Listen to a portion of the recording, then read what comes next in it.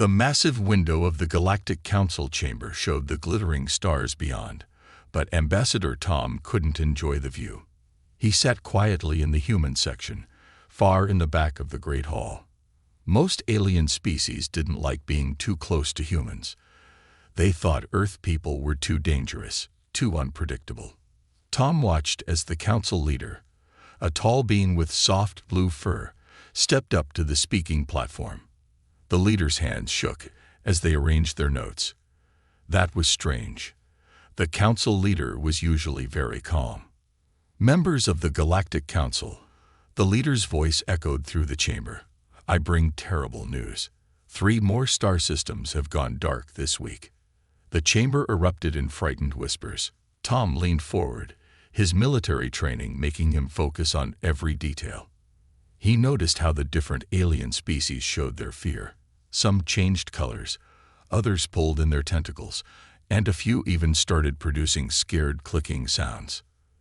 That makes 12 systems lost in the past month, the leader continued. Our science teams report that something is eating the stars, something that moves with purpose and intelligence. Holograms appeared in the center of the chamber, showing recordings from the dead systems. Tom watched as a massive dark shape moved across the stars, leaving nothing but cold, lifeless space behind. The shape didn't look like any spaceship or natural phenomenon he had ever seen.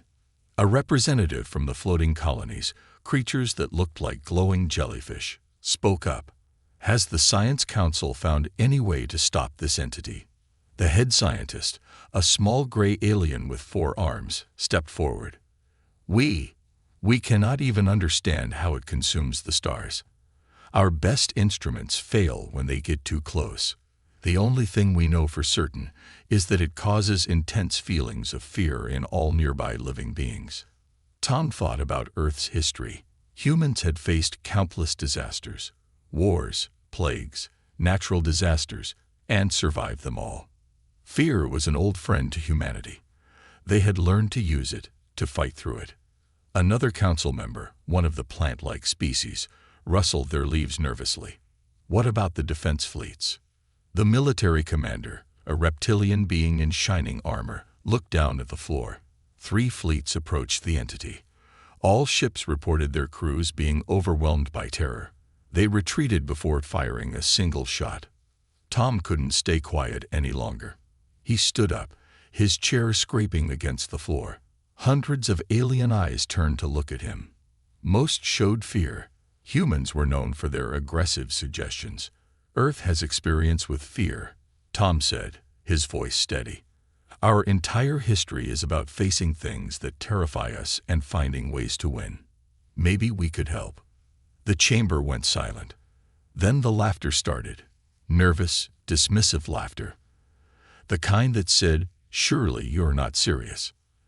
The council leader raised their hands for silence. Ambassador Tom, while we appreciate Earth's enthusiasm, this is far beyond anything your species has faced. You've only had faster-than-light travel for 50 years. Many civilizations here have existed for thousands of years. Tom nodded respectfully, but he didn't sit down. That's true. But while your worlds evolved in peace and harmony, Earth tried to kill us every day. Our gravity is higher, our predators are fiercer, and our weather tries to wipe us out regularly. We call Earth a death world for a reason. The laughter stopped. Some council members shifted uncomfortably in their seats. When something scares us, Tom continued, we don't just run away. We study it. We figure out how to fight it.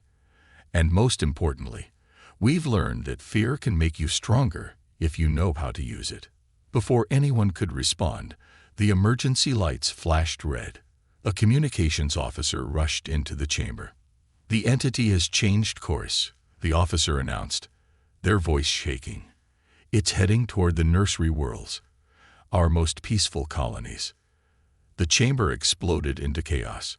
Species that had evolved without any natural predators or threats now faced something they couldn't understand or fight. Tom watched them panic and knew that humanity's time to prove itself had finally come. He just hoped they would listen before it was too late. 3 days after the emergency council meeting, things had gotten worse. 5 more star systems had gone dark. The council chamber was no longer filled with hundreds of representatives. Most had fled back to their homeworlds. Only the bravest or most desperate remained. Tom sat in his office on the station, watching recordings of the entity's destruction. His coffee had gone cold hours ago. Earth's scientists had been working nonstop, trying to understand what they were dealing with. They hadn't slept much, but humans were good at pushing through exhaustion. Another gift from their harsh world. A soft chime announced visitors. The door slid open to reveal the council leader and 3 other high-ranking members. Tom noticed how they stayed near the door, ready to retreat if the human made any sudden moves.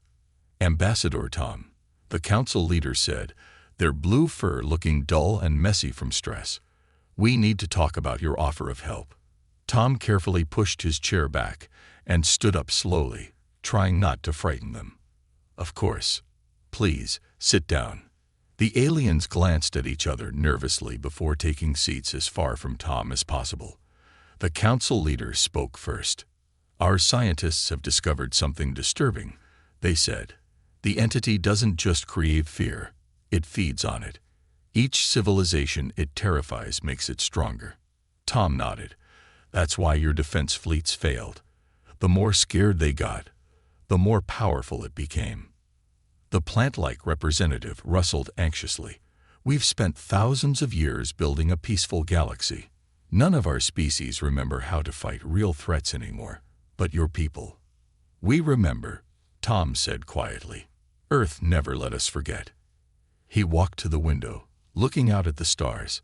Somewhere out there, the entity was destroying everything these peaceful beings had built. He turned back to face them. Humans are probably the only species in the galaxy that watches scary movies for fun, Tom said. We turn our fears into entertainment, into strength. When something scares us, we get angry. And when humans get angry, you fight. The council leader finished. That's what terrifies us about your species.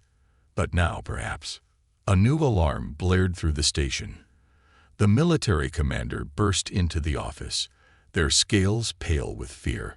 The entity has reached the first nursery world, they reported. The evacuation ships, they couldn't launch in time. Too many people panicking. Tom clenched his fists. On Earth, even children knew emergency drill procedures. They'd practiced them in schools, prepared for disasters. But these people had never needed such things.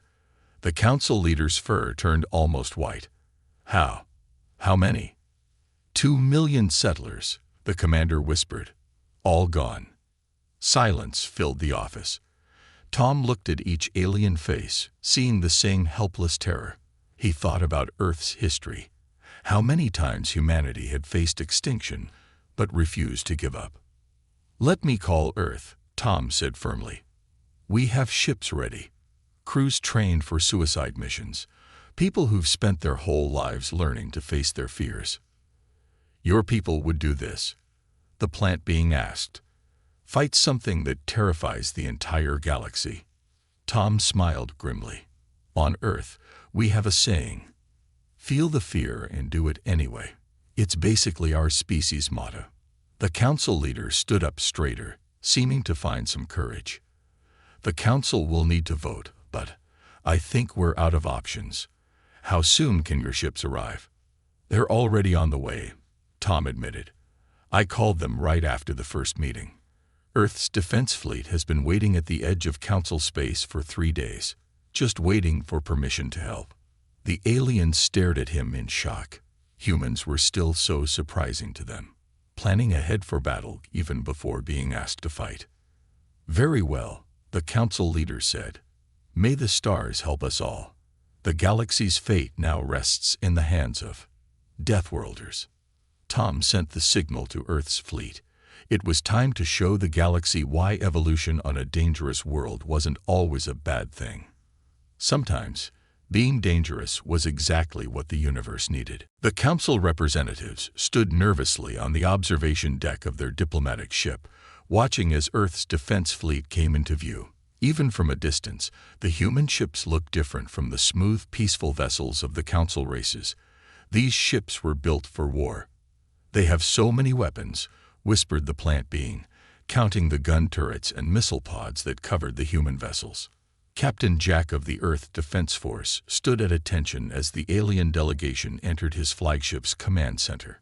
He noticed how they flinched at the sound of boots on metal floors, how they stared at the battle-scarred walls. Everything about human ships scared them. "Welcome aboard the Thunder," Jack said, trying to sound gentle.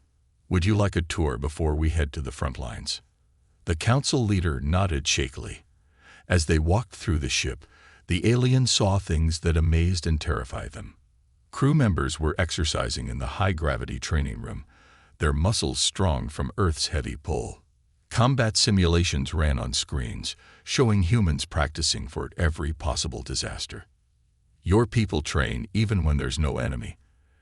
asked the military commander, watching a group practice emergency repairs while wearing heavy suits. "Especially then," Jack explained. "On Earth, we say peace is the time to prepare for war. We're always ready because we have to be. Earth taught us that." They passed the ship's zoo section, where Earth animals were kept for research and companionship. The aliens jumped back when they saw a large cat sleeping in a habitat. "That's just Max, our ship's tiger," Jack said with a smile. "We keep predators around to study them, learn from them. On Earth, they taught us how to be better hunters." The council leader's fur rippled with shock. "You keep killing machines as pets." "Predators aren't just killing machines," Jack corrected. "They're survivors, like us. Earth has millions of species, all fighting to live. We learn from all of them." They reached the bridge, where dozens of crew members worked at their stations. The aliens noticed something strange. The humans were smiling, joking, even laughing. "How can they be so happy?" the plant being asked. "When such danger awaits?" Jack thought about it. Humans use humor to deal with fear. It's another survival tool. Makes the scary things seem smaller. Suddenly, the ship's AI announced, "Battle stations. Entity detected in nearby sector." The aliens expected panic. Instead, they watched in amazement as the human crew moved smoothly to their positions. No chaos, no fear, just practiced efficiency. The main screen showed the dark shape of the entity, moving between the stars. The council members felt the first waves of terror washing over them. But when they looked at the humans, they saw something incredible. The humans were leaning forward, eyes bright with interest. Where other species felt paralyzing fear, they showed excitement. "Look at the way it moves," one science officer said eagerly. "It's beautiful, in a scary way. Reminds me of the deep-sea creatures back home," another added. "We should scan for similar energy patterns." The council leader couldn't believe it. "You're studying it?" "Now. Best time to study something is when it's right in front of you," Jack said. "Humans are curious, even about things that could kill us. Maybe especially about those things." He turned to his crew. "Begin recording all data. I want to know everything about this entity. What it's made of, how it thinks, what makes it tick. Knowledge beats fear every time." The aliens watched as humans did what they did best, faced the dangerous unknown with tools, technology, and unstoppable curiosity. Where other species saw only terror, humans saw a puzzle to solve, a challenge to overcome. "Now," Jack said, his voice firm and confident, "let's show this entity what happens when it threatens a galaxy protected by Deathworlders." The Thunder's engines hummed to life, and for the first time since the crisis began, the council members felt something besides fear. They felt hope. Perhaps these strange, brave creatures from a deadly world were exactly what the galaxy needed. The Thunder's meeting room was filled with both human officers and alien representatives. Maps and data streams covered the walls, showing the entity's path of destruction. Captain Jack stood at the front, pointing to the latest readings. "The good news is, we've learned a lot," he said. The bad news is, what we've learned is pretty strange. The council leader leaned forward. Strange how? The entity doesn't just create fear, said Linda, the ship's head scientist. She was shorter than most humans, but her voice carried authority. It feeds on it. Like a plant needs sunlight, this thing needs terror to grow. The aliens shifted uncomfortably in their seats. The military commander spoke up, their scales reflecting the room's blue lights. That explains why our fleets failed. The more afraid we became, the stronger it got. Linda finished. But here's where it gets interesting. She pulled up new data on the screens. Look at the brain scans from different species.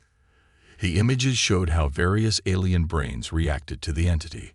All of them lit up with fear responses. Then Linda showed the human scans. Our brains do something different, she explained. We feel the fear, yes. But then, she pointed to a particular part of the scan that glowed red. We get angry. The plant being rustled their leaves. Angry. At fear itself. Humans don't like being afraid, Jack said with a small smile. It makes us mad. And when we're mad, we fight better. He walked over to another screen showing the entity's structure.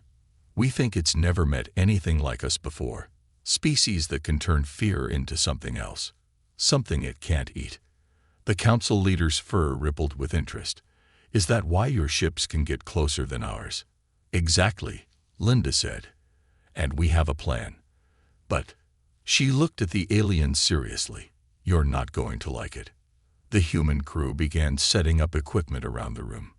They brought out strange devices that made the aliens nervous. What are those? Asked the military commander.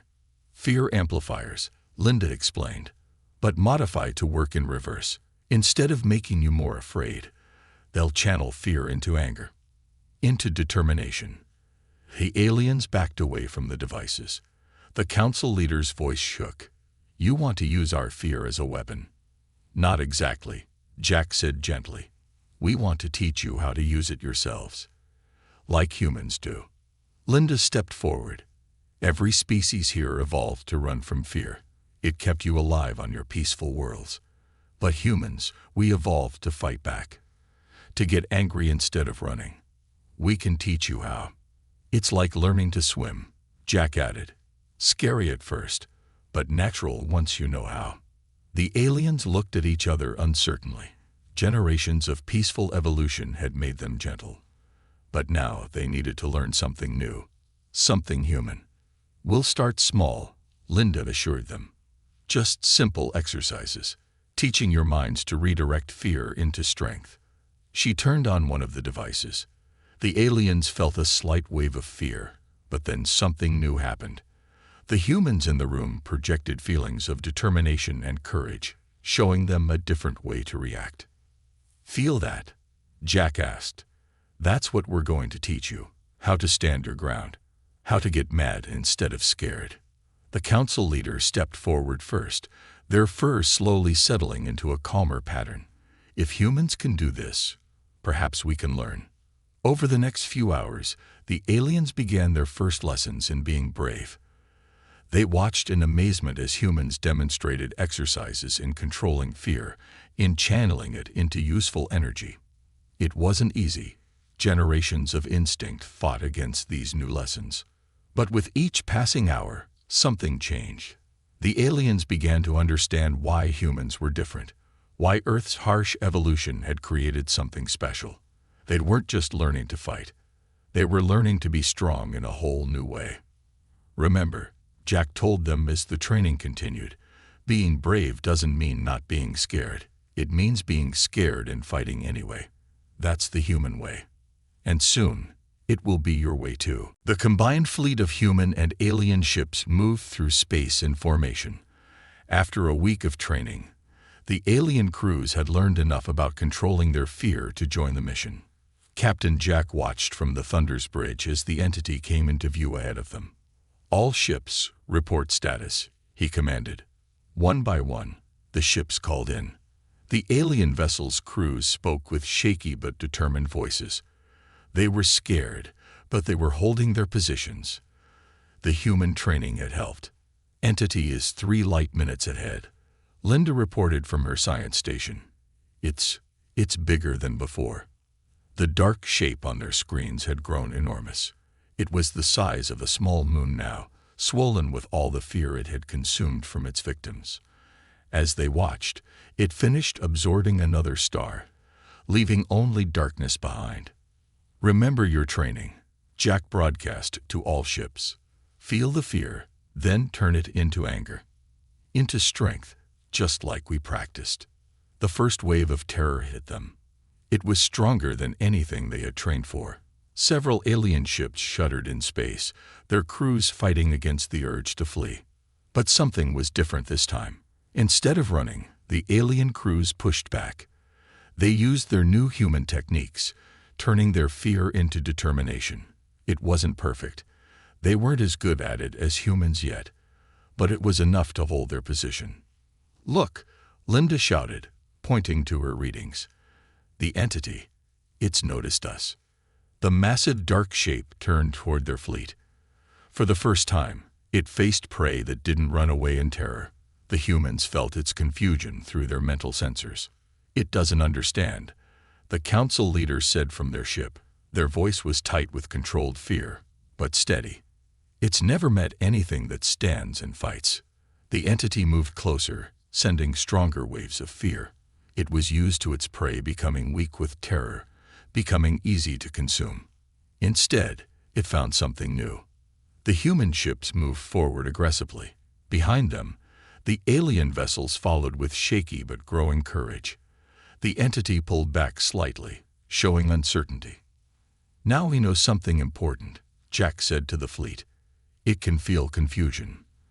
That means it can feel other things too. It's not just a machine. It's alive. And if it's alive, it can die." Linda finished, her fingers flying over her console. "Captain, I'm getting weird readings. The entity's outer layer, it's changing." They watched as the dark shape rippled and twisted. It was trying new tactics, sending different types of fear at them. Images of death, of pain, of loss. Everything that should make living beings run away in terror. But the humans had seen it all before. Earth had taught them about death, about pain, about loss, and they had learned to fight anyway. The alien crews struggled more with the new fears, but they held on. They watched the humans and copied their responses, learning in the heat of battle how to be strong. "Energy spike," Linda warned. "It's going to try something big." The entity gathered itself, pulling in all the darkness around it. Then it released the strongest wave of fear yet. Pure, primal terror that would have sent any normal species fleeing in panic. But this fleet wasn't normal anymore. The humans' anger blazed up in response, hot and bright against the darkness. And the aliens, learning from their teachers, found their own anger too. For the first time in its long existence, the entity faced prey that grew stronger when attacked. The humans' rage acted like a shield, protecting the whole fleet. And behind that shield, the alien crews found their own kind of courage. "Status report," Jack called out. "Human ships, all holding position," his officer replied. Then with surprise in his voice, "Alien ships, all holding position too, sir." The entity pulled back further, its dark mass swirling with confusion. It had found something it didn't know how to fight. Creatures that used fear as a weapon instead of running from it. Jack smiled grimly. "Send word to Earth. Tell them Phase 1 is complete. The entity can be fought. Now we learn how to kill it." The Thunder's meeting room was unusually quiet. Captain Jack stood before the assembled fleet commanders, human and alien alike, as he explained their final plan. "We know the entity feeds on fear," he said, pointing to Linda's latest scans. "But now we know something else. It can feel fear too. We saw it back away when its usual tricks didn't work." The council leader nodded, their fur rippling with newfound confidence. "It feared us because we didn't fear it." "Exactly," Linda said, stepping forward. "And that's how we're going to kill it. We're going to make it feel afraid. Really afraid. The military commander's scales shifted color with interest. How can we scare something that big? Jack pressed a button, showing a new image on the screen. It was a diagram of human ships, positioned in an attack formation that made even the alien commanders nervous. We're going to show it something it's never seen before, Jack explained. Every human ship will channel their crew's anger and determination through the fear amplifiers. But this time, we're not using them for defense. Linda took over, her voice excited. We've reversed the amplifiers completely. Instead of blocking fear, we're going to project it. All of our rage, our defiance, our will to survive, focused into one massive burst. The plant being rustled thoughtfully. You want to make it feel what its victims felt. Better, Jack said with a grim smile. We want to make it feel what humans feel when someone threatens their loved ones. Pure, focused rage. The alien commanders looked at each other nervously. Even after their training, human anger was still frightening to them. But they had learned to trust these strange Deathworlders. All ships, battle stations. Jack's voice echoed through the fleet an hour later. The entity loomed ahead of them, still trying to understand why its fear attacks weren't working.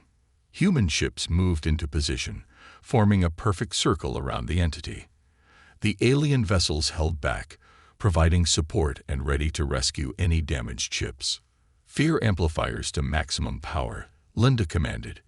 Every crew member, focus on your anger. Remember what this thing did to those peaceful worlds. Remember the millions it killed. The entity sensed something changing. The darkness of its form swirled faster, showing its uncertainty. Now, Jack shouted. Every human ship fired up their modified fear amplifiers at once.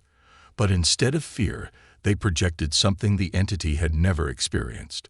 The full force of human rage. Generations of fighting to survive on a deadly world. Countless battles won against impossible odds. All the fierce protective instincts of a predator species, focused into one overwhelming blast. The entity recoiled.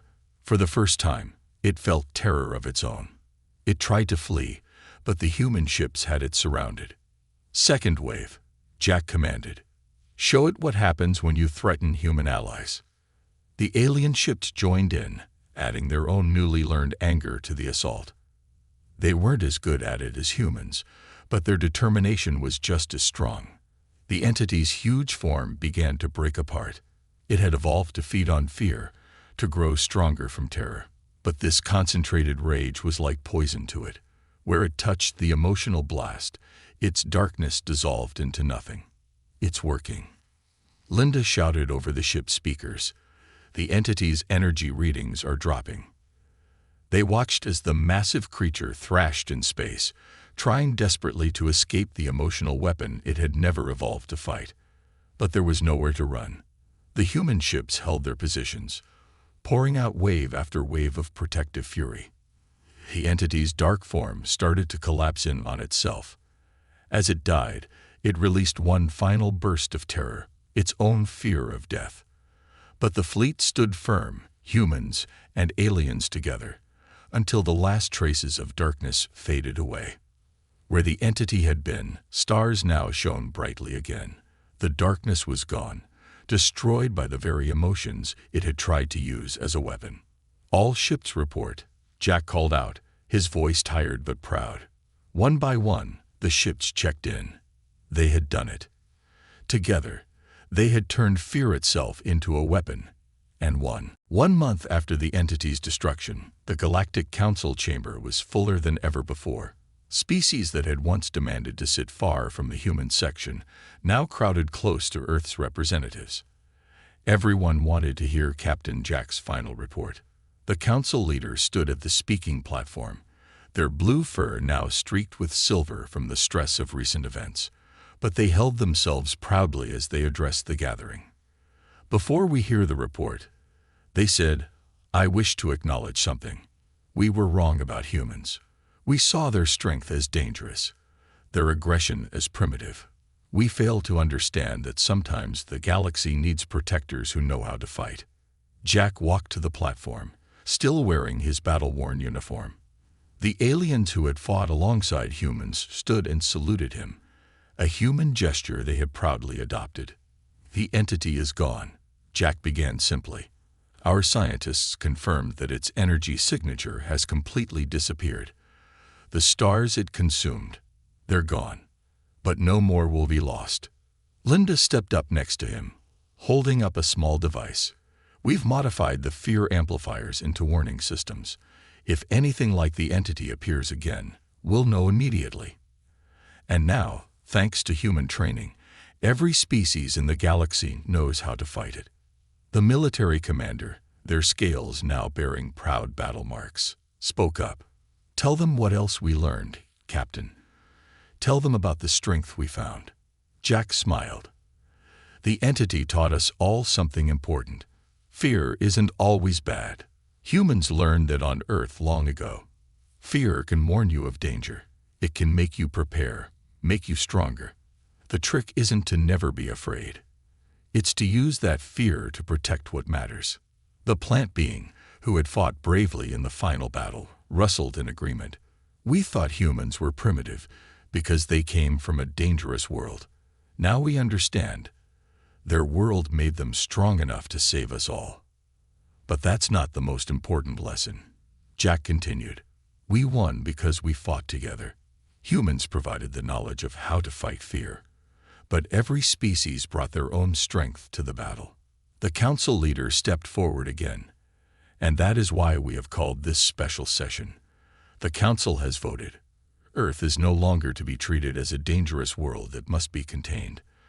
From this day forward, humans will be honored as the galaxy's protectors." A new symbol appeared on the chamber's main screen.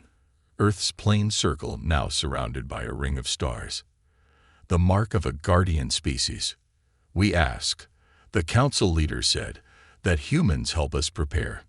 Not just for entities that feed on fear, but for any threat the galaxy might face. Will you teach us what your harsh world taught you?" Tom, the human ambassador who had first offered Earth's help, stood up. "Earth will always stand ready to defend the galaxy. But we want to learn from you too. You've built a peaceful civilization that spans the stars. Perhaps together, we can find a balance between strength and peace."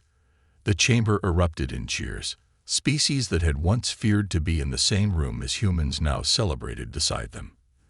The galaxy was changing, growing stronger, while keeping its commitment to peace. Later, on the observation deck, Jack and Linda watched ships from 100 worlds moving through space together. Human vessels now flew proudly alongside their alien allies, no longer kept at a distance. "Think we'll ever need those combat skills again?" Linda asked. Jack looked out at the stars. Stars that still shone because humans had taught the galaxy how to fight for them. Maybe. Maybe not. But thanks to Earth's lessons, now everyone knows how to be strong when they need to be. The council leader joined them, no longer nervous around humans. "And thanks to our lessons, perhaps humans will learn that sometimes strength means choosing peace." Together, they watched the stars sparkle. The galaxy was different now, not just peaceful, not just strong, but something new, something better. A place where Deathworlders and peaceful species worked together, each teaching the other what they knew best. The universe had cried out, and Deathworlders had saved the day. But in saving it, they had helped create something even more amazing. A galaxy that knew both how to fight and how to live in peace. The trading vessel Starlight Whisper drifted silently through the darkness of space. Its worn metal hull reflected the distant starlight, telling stories of countless journeys through the cosmos. In the ship's control room, Captain Gray stood with his hands clasped behind his back, watching the endless sea of stars through the main viewport. "Captain, I'm picking up something strange," Reed called out from his station. The alien's translucent fingers danced across the holographic controls, his large eyes reflecting the soft blue glow of the screens. Unlike the human captain, Reed's species had evolved on a world of eternal twilight, giving them naturally enhanced sensitivity to electronic signals. Gray walked over to Reed's station, his heavy boots making solid thuds against the metal floor, a sound that had initially startled his alien crew members. Even after 6 months together, they sometimes forgot how solid and heavy humans were compared to most spacefaring species. "What kind of strange?" Gray asked, leaning over to look at the readings. He was careful not to lean too close. He'd learned early on that his natural body heat made most alien species uncomfortable. "It's..." Reed's antenna twitched, a sign of concentration among his kind. "It's a distress signal. But the pattern is unusual. It's coming from the frost belt." Gray's expression darkened. The frost belt was notorious even among human spacers. A massive asteroid field where temperatures dropped so low they could freeze most ship engines solid. "Show me the exact coordinates." Reed pulled up a 3D map of the sector. A red dot pulsed slowly, deep within the belt's dangerous territory. "It's the Mist People's mining colony," Reed said, his voice dropping to a whisper. "Their main environmental systems are failing." "How many colonists?" Gray asked, already reaching for the ship's communication console. "The colony's registry shows." Reed paused, double-checking the numbers. 3,412 individuals. Gray closed his eyes for a moment. The Mist People were crystalline beings, beautiful and delicate. Their bodies were literally made of living crystal structures. A failure in their environmental systems wasn't just an inconvenience, it was a death sentence. Even a small temperature change could shatter their bodies. "Send an acknowledgement signal," Gray ordered. "Let them know we've received their distress call. Then get me a direct line to the Galactic Council." Reed's fingers moved quickly across the controls. "Captain, the Council won't be able to help. No standard rescue ships can operate in the frost belt.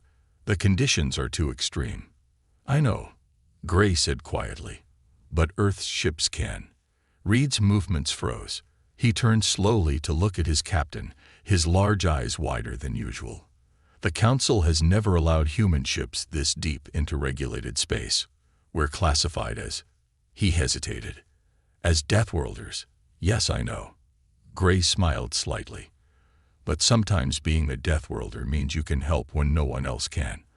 The Council will have to decide what's more important, their fear of humans or the lives of 3,000 colonists." The communication console chimed, indicating a connection to the Council was ready. Gray straightened his uniform, a habit from his Earth Navy days. "Reed, prepare a detailed report on the colony's situation. Include everything: temperatures, structural integrity, estimated time until critical failure. The Council will need to understand exactly what they're dealing with." As Reed worked, Gray looked back out at the stars. Somewhere out there, thousands of crystalline beings were facing death, their bodies slowly cracking as their environment failed around them. He thought about Earth's Arctic rescue fleets, the massive ships designed to operate in conditions that would freeze most alien vessels solid. "Report ready, Captain," Reed announced. Gray nodded, taking a deep breath. He was about to break centuries of carefully maintained protocols, asking the Council to trust the very species they had labeled too dangerous to freely interact with. But there were lives at stake, and if there was one thing humans had learned in their long history, it was that sometimes rules needed to be broken to do what was right. "Open the channel," he said. "It's time to make history." The grand chamber of the Galactic Council hummed with nervous energy. Hundreds of representatives from different species sat in the tiered seats, their bodies creating a rainbow of colors and forms. At the center of the chamber, a large hologram showed the status of the Frost Belt mining colony, its numbers growing more alarming by the minute. Council speaker bright, their crystalline form catching and reflecting light in complex patterns, stood at the main podium. "The situation is clear," they announced, their voice translated into multiple languages simultaneously. "The colony's environmental systems will fail completely within 26 standard hours. We must act now." Captain Gray's hologram stood nearby, his solid human form looking strangely heavy even in its projected state. Many Council members shifted uncomfortably when they looked at him, a reminder of how different humans were from the rest of the galactic community. The colony's backup systems are already failing, Gray reported, his voice steady and professional. The temperature in the outer sections has dropped enough to cause surface cracking in some of the colonists. They've moved everyone to the central chambers, but that's only a temporary solution. A representative from the engineering guild, their tentacles waving in agitation, spoke up. Our rescue ships cannot function in the frost belt. The crystal storms will tear apart our shields, and the cold will freeze our engines solid. It would be suicide. That's why we need Earth's help, Gray said firmly. Our ships are designed for these conditions. The Arctic Response Fleet regularly operates in temperatures nearly as extreme as the frost belt. A murmur ran through the chamber. The word Deathworlder was whispered in several languages. Speaker Bright raised their hands for silence. Captain Gray, they said carefully, you understand why the Council has reservations. Humans come from a planet that most species consider uninhabitable. Your natural strength and resilience, while impressive, are also concerning to many. Gray nodded. I understand, Speaker. But right now, those same traits make us the only ones who can help. Earth's ships have triple-layered hulls and specialized heating systems. Our crews are trained for extreme environment operations. We can survive conditions that would kill most species. The medical representative, a floating being of pure energy contained in a special field, moved forward. The captain speaks truth. I have studied human physiology. Their bodies can endure remarkable temperature variations. What we consider lethal cold, they consider merely uncomfortable. But the protocols, another council member began, will mean nothing if we let 3,000 people die. Gray interrupted, his voice sharp. The chamber fell silent. Even through the hologram, the intensity of his expression was clear. I respect your fears. Humans are different, I know. We're heavier, stronger, more durable than most species. But right now, those differences mean we can save lives that will otherwise be lost. Speaker Bright was quiet for a long moment, their crystalline form shifting through various colors as they thought. Finally, they turned to face the full council. I am calling for an emergency vote, they announced. The question before us is simple. Do we maintain our protocols regarding human ships in regulated space, or do we authorize an emergency exception to save our people? The chamber erupted in discussion. Gray watched as species that normally avoided each other began talking urgently, their usual differences forgotten in the face of the crisis. His hologram stood steady, waiting. After 5 minutes that felt like hours, Speaker Bright raised their hands again. The council has reached a decision. They turned to face Gray's hologram. Captain, please relay this message to Earth. The Galactic Council formally requests immediate assistance from your Arctic Response Fleet. We are sending all relevant coordinates and colony specifications now. Gray nodded, relief visible on his face. Thank you, Speaker. I'll transmit the request immediately. He paused, then added, you won't regret this decision. As Gray's hologram faded out, Speaker Bright looked around the chamber. Now, they said quietly, we wait to see what a Deathworlder fleet can really do. The message from the Galactic Council reached Earth's Northern Fleet Command in less than an hour. Inside the massive underground command center beneath the Arctic ice, Admiral Stone stood before a wall of holographic displays, showing the status of every ship in the 7th Arctic Response Fleet. Play it again, she ordered, her breath visible in the deliberately cold command room. The staff here worked in low temperatures to stay accustomed to emergency conditions. The Council's message flickered to life once more. As Speaker Bright's crystalline form detailed the crisis, Stone's eyes narrowed, focusing on the technical specifications scrolling along the side of the display. The frost belt, she muttered, rubbing her chin. Colder than our worst Antarctic storms. Crystal storms that could shred standard hulls. A small smile crossed her face. Perfect conditions for the winter's fury. Her second in command, Commander Frost, stepped forward. The crew's already volunteering, Admiral. Word spread as soon as the message arrived. He paused, checking his tablet. The council included a warning about their first contact protocols. We're technically not supposed to enter their space without months of cultural preparation. Stone turned to face the massive window overlooking the underground dock where her fleet waited. The enormous icebreaker-class ships loomed in the artificial twilight, their reinforced hulls gleaming dully. Each vessel was a testament to humanity's determination to survive and thrive in conditions that would kill most other life forms. "How many colonists again?" she asked, though she already knew the answer. 3,412, Frost replied promptly. "And how long until their environmental systems fail completely?" 24 hours and counting, Admiral. Stone nodded. "Then the protocols can wait.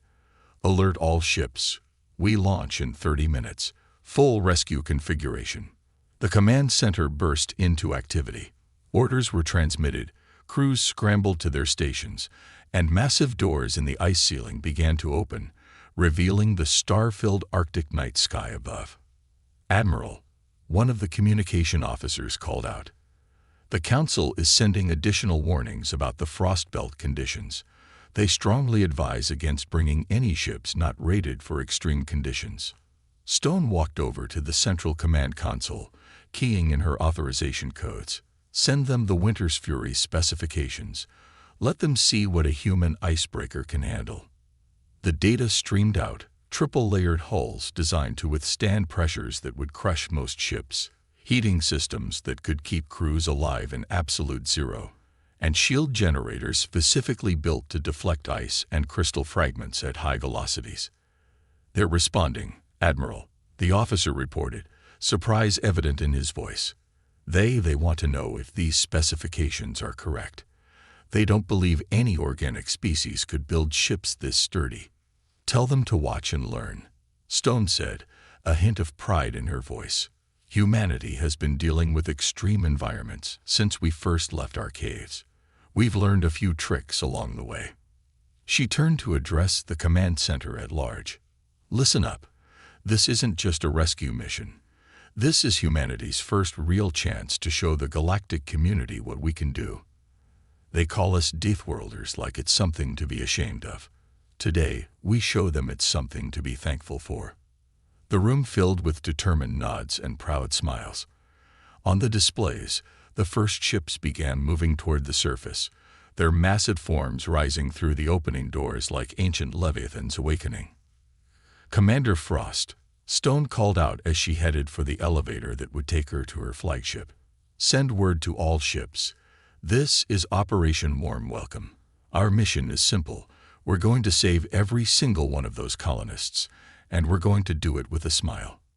As the Winter's Fury's engines rumbled to life, Stone looked at the final message from the Council, still displaying their warnings about the deadly conditions of the frost belt.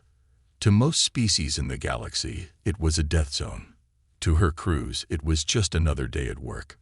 "Time to show them what Deathworlders can really do," she whispered, as her fleet prepared to make history. Speaker Bright stood with the other council members in the main observation deck, watching the long-range sensors.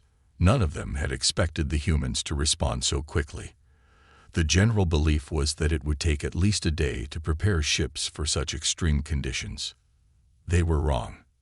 Multiple ships detected entering the system. The sensor operator announced, their tentacles twitching with excitement. 7. No, 12 large vessels. Configuration unknown. The massive ships appeared on the main display, their dark hulls standing out against the starfield. They moved in perfect formation, ice-crusted hulls gleaming under the distant starlight. Leading them was a vessel nearly twice the size of a standard Council rescue ship, its reinforced bow designed to push through solid ice. "This is Admiral Stone of the Earth vessel Winter's Fury." A calm voice transmitted across all channels. 7th Arctic Response Fleet reporting as requested. "We have 12 ships, 40 rescue pods, and 800 specialized emergency personnel ready to deploy." The Council chamber erupted in whispers. 800 humans. Most rescue operations wouldn't risk more than 50 personnel in such conditions. "Admiral," Speaker Bright responded, trying to keep the surprise from their voice. "We We expected you would need more time to prepare for such extreme conditions.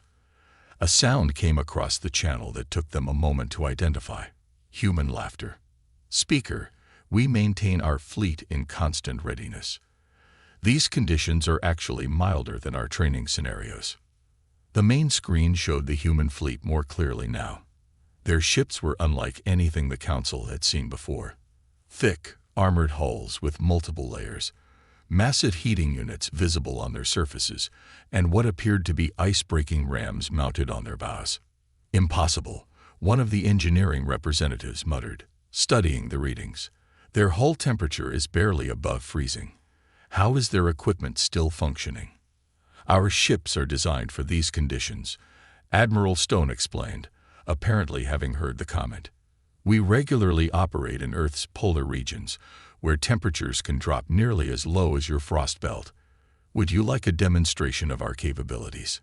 Before anyone could respond, one of the smaller human ships broke formation. It accelerated directly into a nearby crystal storm, the kind of storm that would tear apart most ship shields. The Council members watched in stunned silence as the ship emerged on the other side, completely unscathed. Cold weather operations are a human specialty, Stone continued, a hint of pride in her voice. Now, if you'll transmit the colony's exact coordinates, we can begin rescue operations immediately. Speaker Bright looked around the chamber. The other Council members were still staring at the displays, watching the human ships maneuver with impossible ease through conditions that would cripple their own vessels. Admiral, Bright said carefully, the colony's situation has worsened. The outer sections have already begun to crystallize. We estimate only 20 hours before complete system failure. Understood, Stone replied crisply. In that case, we'll deploy our heavy rescue pods first. They're equipped with portable heating units that can stabilize the affected areas. The main display showed smaller vessels beginning to launch from the human ships, sturdy, reinforced craft that looked more like mobile fortresses than rescue pods. Speaker, Stone added, her tone softening slightly. I know this is unusual. Humans don't usually operate in Council space, and our methods might seem aggressive. But I promise you, every member of my crew is trained not just for survival in extreme conditions, but for careful handling of civilian evacuees. We will treat your people with all possible care. As the human fleet moved into position, Speaker Bright realized they were watching history unfold. The very traits that had made the Council fear humans, their incredible durability, their ability to survive in extreme conditions, their overwhelming strength, were about to save thousands of lives. Very well, Admiral, they said, transmitting the coordinates. The colony's fate is in your hands. And thank you. Thanks aren't necessary, Speaker, Stone replied. This is what humans do. Winter's Fury out. The Winter's Fury led the fleet into the frost belt, its massive hull parting clouds of crystalline ice like a stone through water. On the bridge, Admiral Stone watched the temperature readings drop steadily on her display. The external sensors showed -200 degrees and falling. Crystal storm approaching from the port side. Commander Frost reported from his station. His breath made small clouds in the deliberately cold bridge air. Size estimate, 3 kilometers wide. Stone nodded calmly. Maintain course. Alert the fleet to tighten formation. She touched a control on her chair, opening a channel to engineering. How are the hull heaters holding up? Perfectly fine, Admiral, the chief engineer replied cheerfully. We're actually using less power than during last year's Antarctic patrol. These conditions aren't as bad as we expected. A massive crystalline formation loomed ahead of the fleet, its jagged edges gleaming like frozen lightning. On any other ships, the crew would be panicking. On the Winter's Fury, the helmsmen simply adjusted their course slightly, the reinforced hull easily handling the strain. Admiral, the communication officer called out, the Council observation team is requesting an update. They're concerned about the crystal storm. Stone allowed herself a small smile. Send them our hull integrity readings. Let them see there's nothing to worry about. The fleet pushed deeper into the belt. Ice crystals the size of small buildings drifted past their hulls, occasionally scraping against the reinforced metal with sounds that would terrify most spacers. To the human crews, it was just background noise. "Picking up the colony's beacon," Frost reported. 19 hours until their systems fail completely. "We're also getting better readings on the local conditions." He paused, checking his instruments. Temperature at the colony is negative 230 degrees. Their outer hull is already showing stress fractures. Stone stood from her command chair, walking to the main viewport. Through the reinforced windows, she could see sheets of crystalline ice forming on the outer hull, only to be automatically shed by the ship's heating systems. "All ships, this is Admiral Stone." She broadcast to the fleet. "Prepare rescue teams. Remember, we're dealing with crystalline life forms. They're much more fragile than humans. Full environment suits required, and watch your strength. These people shatter easily." A chorus of acknowledgments came back. On the smaller ships, crews were already suiting up in their specialized cold weather gear. The suits were actually designed to keep them from being too warm. Human body heat alone could be dangerous to the crystalline colonists. Crystal storm making contact in 3, 2, 1. Frost counted down. The storm hit them like a frozen tsunami. Massive ice crystals crashed against their hulls, creating a symphony of impacts that echoed through the ships.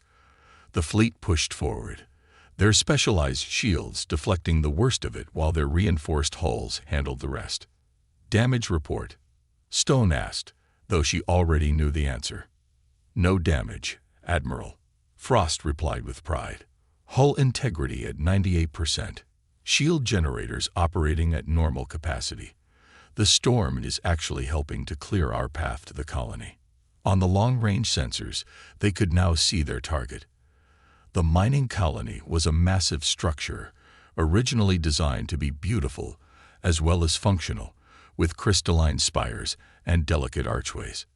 Now those same architectural features were becoming deadly as the failing environmental systems let the cold seep in. "We're picking up life signs," the sensor officer reported. 3,407 confirmed signals. They've crowded into the central chambers, trying to share body heat.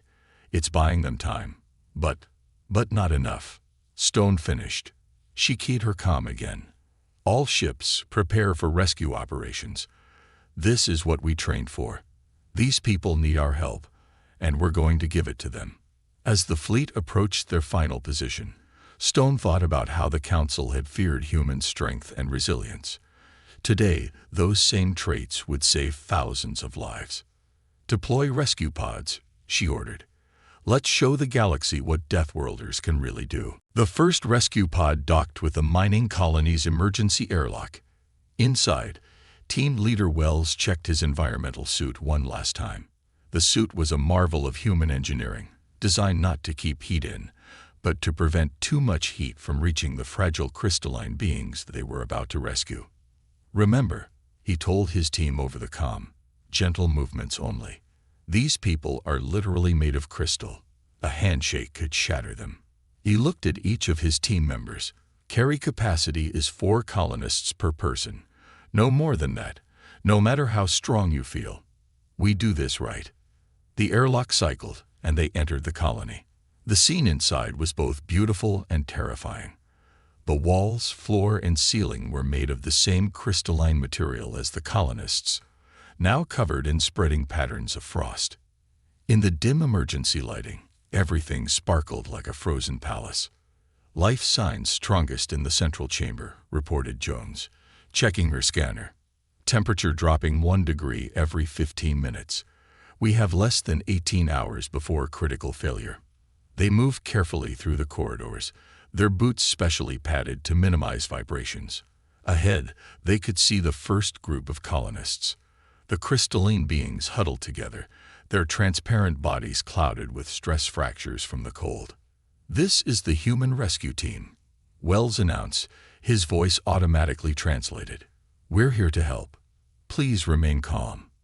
The colonists looked up, their crystalline forms catching the light. One of them stepped forward, moving stiffly. You came to help us. But the cold, it's deadly to most species. Wells smiled behind his faceplate. Not to us. This is actually warmer than where we train. He knelt down slowly, reaching out with a padded glove. We can carry you to our rescue pods. They're heated to your optimal temperature. The colonist looked at Wells's massive form with uncertainty. Another spoke up. But you're so solid. Won't your strength damage us? In response, Wells pulled out a small crystal flower from his suit pocket, a demonstration prop they'd brought specifically for this purpose. He held it with exquisite gentleness, turning it to catch the light. We know how to be careful. Being strong doesn't mean we can't be gentle. That seemed to convince them. The first group of colonists carefully moved forward, allowing the rescue team to lift them. Wells cradled 4 of them against his chest, their crystalline forms secured in specially designed harnesses that distributed their weight evenly. First group secured, he reported back to the Winter's Fury, beginning transport to Rescue Pod 1. Throughout the colony, similar scenes played out. Human rescue teams moved through the freezing corridors, their bodies barely noticing the cold that was lethal to most species. They carried colonists 4 at a time, moving with a gentleness that seemed impossible for beings of their size and strength. In the central chamber, Wells found the colony's children, young crystalline beings, barely formed, more vulnerable to the cold than the adults. He watched in pride as his team handled them with extra care, speaking softly, even humming lullabies through their translators to keep the little ones calm. "Admiral," he reported, "we've reached the nursery level. Requesting priority transport for the young ones." "Granted," Stone's voice came back. "Pod 3 is standing by with specialized warming equipment." Hour after hour, the rescue continued. The humans worked tirelessly, their bodies adapted to handle far worse conditions than even this extreme environment. What would have been a desperate race against time for any other species became a methodical, careful operation. When the last group of colonists was safely aboard the rescue pods, Wells did a final sweep of the central chamber. The temperature had dropped another 20 degrees, and ice crystals were forming on every surface. But they'd done it. Every single colonist was safe. "Final sweep complete," he reported. "All colonists evacuated. Total rescue time, 11 hours, 42 minutes. As his team returned to their pod, Wells looked back at the beautiful, doomed colony. The Council had called humans Deathworlders, seeing only their strength and resilience as something to fear. Today, they'd shown that being strong enough to survive anywhere meant being strong enough to help anyone, anywhere they were needed. The Council observation deck was silent as they watched the last rescue pod dock with the Winter's Fury.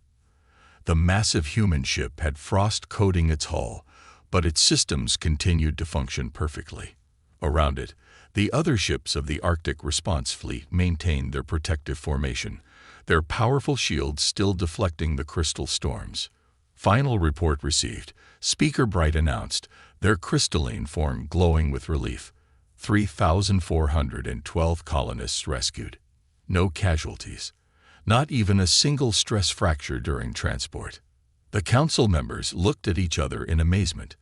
They had expected a desperate attempt to save as many as possible. Instead, the humans had calmly and methodically rescued everyone, treating the fragile crystalline beings with incredible care. Admiral Stone's hologram appeared in the center of the chamber. Despite having been awake and commanding the operation for over 20 hours, she stood straight and alert. "All colonists are safe and receiving medical attention in our temperature-controlled medical bays. We can begin transferring them to your care facilities whenever you're ready." "Admiral," one of the Council members stepped forward, their tentacles waving in excitement. "Your crews operated in conditions that would kill most species. They carried our people through temperatures that freeze most environmental suits solid. How is this possible?" Stone smiled slightly. "Where I'm from, we call this winter rescue training. These conditions are actually milder than what we practice in on Earth." She paused, looking around the chamber. I know you've been afraid of humans. Our strength, our resilience, they seem frightening to you. But today, those same traits let us help when no one else could. On the main display, the Council watched as human medical teams helped crystalline children into special warming chambers. The massive, powerful humans moved with incredible gentleness, some even playing simple games through the translators to keep the young ones calm. "We've been wrong," Speaker Bright said softly. "We saw your species' abilities as a threat. We never considered how those same abilities could be used to protect and save others." "That's a common mistake," Stone replied. "People see what we can survive and assume we must be violent or aggressive. They forget that being able to survive anywhere means we can also help anywhere."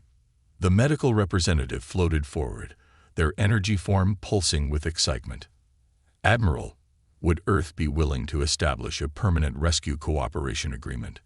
There are many dangerous regions in our space where your ships could make a difference.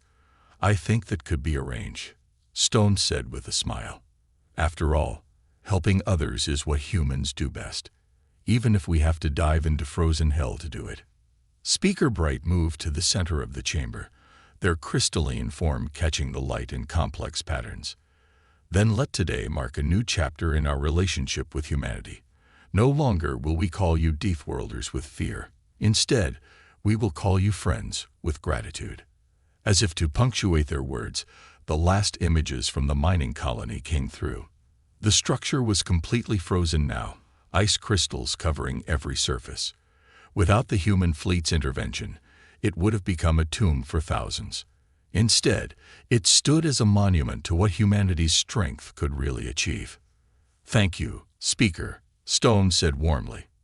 "Now, if you'll excuse me, I need to check on my crews. They're already asking when we can start training your rescue teams for cold weather operations." As the Admiral's hologram faded, the Council chamber filled with excited discussion. Plans were already being made for joint rescue operations, training programs, and cultural exchange initiatives. The fear that had kept humans isolated for so long was being replaced by something new: respect, gratitude, and hope. Outside the Council station, the Winter's Fury's hull continued to shed ice crystals, its powerful form a reminder that sometimes the most feared abilities could become the greatest gifts. The Deathworlders had come not to conquer or threaten, but to save lives. And in doing so, they had changed the galaxy's understanding of what strength truly meant.